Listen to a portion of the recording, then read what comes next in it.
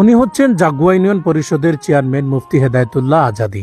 নবী আমার এজন্য দুনিয়াতে এসে ডাক দেয়, এরে বিলাল, এমন কি আমল তুমি করো যে আমলের কারণে তোমার এত দাম। তিনি মুফাসসিরে কোরআন, ভালো একজন বক্তা, চলাফেরা করেন কিন্তু একদম সাধারণ মানুষের মতো।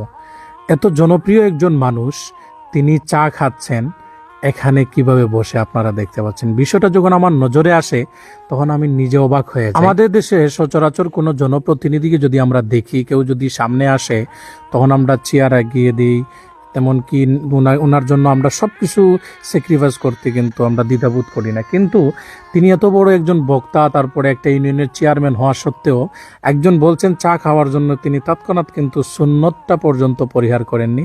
কি সুন্দরভাবে তিনি জায়গার মধ্যে বসে চা পান করছেন, আলহামদুলিল্লাহ।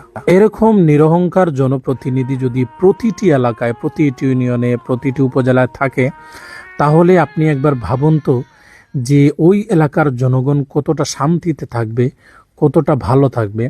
কারণ তারা নিজে বিলাসিতাকে পছন্দ করেন না, জনগণের কল্যাণে কাজ করেন। যেমন মুফতি হেদায়েতুল্লাহ আজাদী সাহেব, দামাত বরকাতুহু, আল্লাহ নেক হায়াত দান করুন।